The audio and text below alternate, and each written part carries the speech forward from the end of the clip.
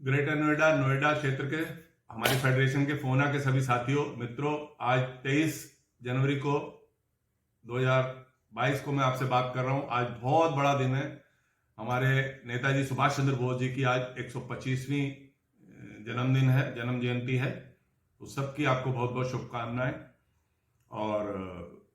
लेकिन मैं आपसे आज बहुत जरूरी बात करने आया हूं। कल से रात से लेकर आज सुबह तक हमारी फेडरेशन की जितनी भी एओएज हैं वो सभी निरंतर हमारे को फोन करके ऑफिस में बोल रही हैं कि कल सम्मानित कांग्रेस की जो प्रत्याशी हैं पंखुड़ी पाठक जी, उनकी कोई वीडियो चली है कल से फेसबुक पे, और उन्होंने सरकार को तो जो बोलते हैं विरोधी पक्ष में देते ही हैं गालियां एक दूसरे को इलेक्शन से पहले, लेकिन उन्होंने एक जो नोएडा क्षेत्र की, अर्बन क्षेत्र की जो ग्रुप हाउसिंग की, उसकी जो सबसे छोटी संस्था है एओए, उसको भी कल गालियां दी हैं खूब। तो बहुत सारी एओएस ने ऑब्जेक्शन उठाया है और उन्होंने बोला है कि फेडरेशन इसके लिए क्या कर रही है। तो मैं आपको एक चीज बता दूं कि कल मैंने फिर दोबारा, मैंने तो वैसे देखा नहीं इनकी वीडियो को, लेकिन मैंने फिर आज सुबह इनकी वीडियो सुनी तो उसमें इन्होंने बहुत ज्यादा आपत्तिजनक बातें की हैं एओए के बारे में। एओ को माफिया बोलना ही बहुत बड़ी गलत बात की है इन्होंने। वो उनका अधिकार है, वो कुछ भी कर सकती है। अब मैं आपको बता दूं कि ये नोएडा की ग्रुप हाउसिंग की या नोएडा के सेक्टर्स की किसी समस्या से वाकिफ नहीं है। 3 व्हीलर के ऊपर अपना प्रचार करने से पिछले 1 साल में कोई नेता नहीं बन जाएगा नोएडा का, ग्रेटर नोएडा का। ये ध्यान रखिएगा मित्रों। मैं आपको बता दूं, पिछले पूरी जिंदगी कमा दी कुछ लोगों ने, हमारे साथियों ने और हमने, नोएडा की समस्याओं को समझने में। इतना आसान नहीं है जो रातों रात सब कुछ समझ में आ जाएगा। UP apartment act 2010 totally builders के फेवर में था, जो इन्हीं की लाइक माइंडेड सरकारों में लगा। पहले सपा में थी शायद पंखुड़ी जी, उन्हीं की सरकारों में लगा। उससे पहले बसपा थी और फिर सपा थी, और ये कांग्रेस के साथ मिलकर अब उन्हीं सरकारों में पिछला इलेक्शन भी लड़ा भी, और उन्हीं पार्टियों में रही हैं। इन लोगों को ये समझ नहीं आ रहा कि ये जितना नोएडा, ग्रेटर नोएडा में अपराध हो रखा है, बिल्डर लॉबी का अपराध हो रखा है, ये सारा का सारा इन्हीं का दिया हुआ है। और अब आप सुनो, और मेरा यही कहना है कि तुम्हारा ही किया धरा है, तुम्हारा ही किया धरा है, और समस्या का मूल में ना तुम्हारी ही सरकारें रही हैं। योगी जी की सरकार तो 2017 से आके रेरा लाई, मोदी जी की सरकार 2014 में आई, उन्होंने 3 साल में रेरा ला दिया।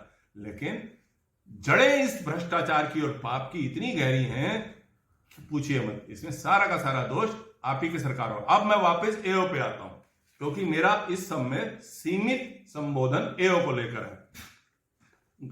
आपको एक और बात बता दूं, घड़ियाली आंसू से बनाने से बात नहीं बनी। आप कह रही है रजिस्ट्री नहीं हुई, और आप कह रहे हैं रजिस्ट्री करवाऊंगी। मेरे को बताओ रजिस्ट्री कैसे करवाओगी? ये मत बताओ कि लड़ाई करूंगी, लड़ाई तो हम भी कर रहे हैं। आप स्पष्ट जवाब दो पंखुड़ी जी, आप बड़ी नेता हैं क्षेत्र की और आगे स्थापित होने की कोशिश कर रही हैं, तो पहले ये बताइए कि रजिस्ट्री कैसे कराओगी? कह देने से नहीं होगा। रजिस्ट्री कैसे कराओगी? कोई पता है कि रजिस्ट्री रुकी क्यों हुई है? ये आप ही की सरकारों के दौरान जो 30% की जगह 10% कीमत लेकर प्लॉट बांट दिए गए रेवड़ियों की तरह, किसानों की जमीन हथियाई पहले तुम्हारी सरकारों ने, और फिर उनको लालची बिल्डरों को बांट दिया। छोटे छोटे प्रॉपर्टी डीलरों को तुम्हारी सरकारों ने बिल्डर बना दिया। आप समझ के देखिए कि 10% पे प्लॉट दे दिया, 200 करोड़ के प्लॉट को 20 करोड़ में आपने बांट दिया, और ये वही पैसा है जो आज तक रुका पड़ा है। तो आप पहले तो ये बताओ कि जब सरकार का पैसा बिल्डर मार के बैठे हैं तो सरकार पैसा वसूले कि नहीं? आप बताइए ना। उसके बाद आप कहते हैं कि और ये सब लोग जम के बैठे हैं, सर इलेक्शन नहीं हुए, पहले फैक्ट की जांच करो। कौवा कान ले गया तो कान चेक कीजिए, कौवे के पीछे मत भागिए। 4 मित्र मंडली में बैठते हैं, आपको ज्ञान दे देते हैं कि एओए इलीगल है, एओए चुनाव नहीं करा रही है। तो पहले पूरी हर सोसाइटी के चुनाव प्रक्रिया को समझें, यूपी अपार्टमेंट एक्ट को समझें। नोएडा 2-3 कानूनों से चलता है, society registration act, UP apartment act और नोएडा के बिल्डिंग रेगुलेशन। आप में से उन तीनों में से किसी को नहीं पढ़ा शायद। अगर वो तीनों में से एक भी कानून को आपने 1 घंटा पढ़ लिया होता तो आपको समझ में आ गया होता कि ये जितनी एओए हैं, इन सबको शक्ति, इन सबको ताकत पिछले 5 साल में मिली है। नहीं तो ये 2010 से 2017 तक तो धक्के खा रही थी। नोएडा अथॉरिटी के ऑफिस में जाना मुश्किल होता था। ये योगी सरकार का करिश्मा है जो इन एओएस को ताकत दी है कि बिल्डर के गले में नकेल डाल सकी है एओए, और हैंड ओवर ले सकी हैं, और हर मामले में दखल करने लग गई हैं। ये जो आप आज 2022 में इतनी बात कर रही हो ना, एओए माफिया है, तो ये अधिकार भी शायद योगी सरकार में ही मिला है। आप समझिए बात को। अब आप कह रहे हैं कि हाई कोर्ट में जाना पड़ता है। और जब मौका मिला, ये पंकज जी आपको इस बात का पूरे नोएडा को जवाब देना पड़ेगा। आप कह रहे हो कि हम कोई बॉडी बनाएंगे, कोई ट्रिब्यूनल बनाएंगे, आप खुद जीत के आ रही हैं। आप पहले तो इस बात का जवाब दीजिए कि आप ट्रिब्यूनल बनाएंगे तो क्या आप हाई कोर्ट से ऊपर चले जाएंगे, क्या सुप्रीम कोर्ट से ऊपर चले जाएंगे क्या? मेरे को बताइए ना, वो ट्रिब्यूनल क्या करेगी? अब एक चीज और मैं बता दूं आपको कि इन एओएस की उपलब्धि क्या है। ये सुपर टेक के जो ट्विन टावर टूट रहे हैं ना, ये अरोड़ा साहब जो बने हैं, ये तुम्हारी ही सरकारों के अंदर बने हैं, योगी सरकार के अंदर नहीं बने हैं बिल्डर इतने बड़े बड़े कल के लबरेटा पे चलने वाले। आप समझ लीजिएगा बात को कि जो ट्विन टावर गिरेंगे वो वहां की एओए की लगातार 10 साल से चली हुई लड़ाई, 12 साल से चली हुई लड़ाई की वजह से भी गिरेंगे। एओ को गाली देना बंद करें आप। मैं पहले बता रहा हूं आपको, सोसाइटियों में ये सारी एओए घुसना बंद करवा देंगे आपका, अगर आप इस तरह से गाली देते रहेंगी।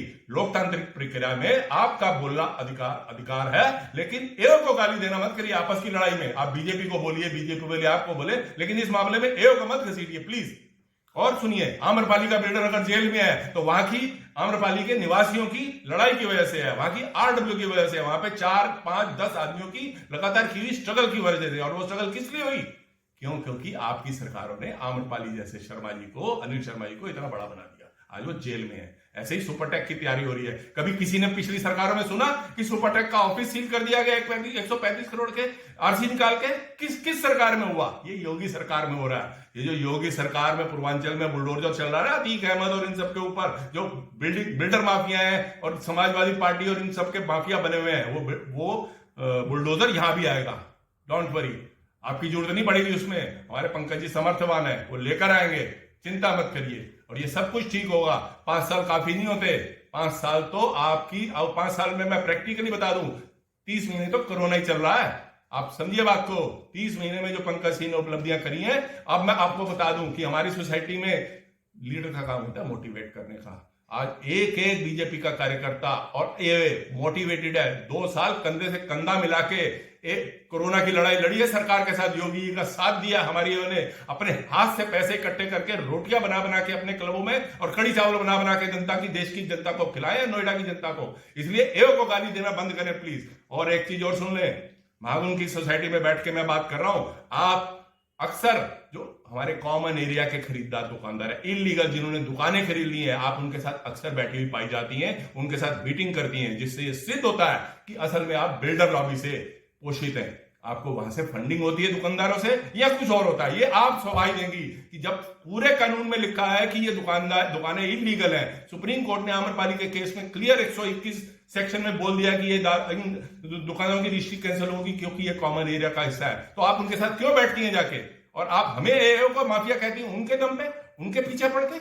आप ये समझिए, आपको ये बहुत ध्यान। और आखिरी में मैं आपको एक और बात बता दूं, कॉमन एरिया बिका हुआ है। आप जिन दुकानदारों की और बिल्डर के कहने पे ये लॉबिंग कर रही हैं, वो सारा वापस लाएंगे। हाई कोर्ट जाना पड़ेगा, गए हैं, सुप्रीम कोर्ट जाना पड़ेगा, चाहेंगे। जैसे सुपरटेक की ने ट्विन टावर गिराए हैं, ये सारी दुकानें, सारे कॉमन एरिया पूरे नोएडा, ग्रेटर नोएडा में वापस देंगे। सारा का सारा पाप आपकी सरकारों के दौरान किया गया है। बीजेपी की सरकार पिछले 5 साल में उसको सुधारने की कोशिश कर रही है, उसको सफाई कर रही है। उसकी चिंता मत कीजिए आप, योगी सरकार दोबारा आ रही है और सक्षम है। एक चीज और मैं बता दूं, अगर आपको यूपी अपार्टमेंट एक्ट, नोएडा के बिल्डिंग रेगुलेशन या सोसाइटी रजिस्ट्रेशन एक्ट पे कोई चर्चा करनी है, 10 लोग के बैठ लेके बैठ जाइएगा, मैं अकेला बैठूंगा और लाइव डिबेट करेंगे। जब नॉलेज हो तब बहस करना, 10 दिन 15 दिन लगा के नॉलेज एक्वायर करो। और एक अंत में चीज बोल दूं, पहले किसी सोसाइटी का एओ का ना इलेक्शन जीत के आओ। सीधा विधायकी के इलेक्शन से कुछ नहीं होगा। पहले किसी भी एओ का, जिन एओ को कहते हैं ना चुनाव नहीं होते, एओ में चुनाव नहीं हो रहे, तो उसी सोसाइटी में जहां आप रहती हो उसी एओ का चुनाव लड़ लो पहले। समझे बात को? और नहीं तो हम आपके वहां पे आके चुनाव लड़ते हैं आके।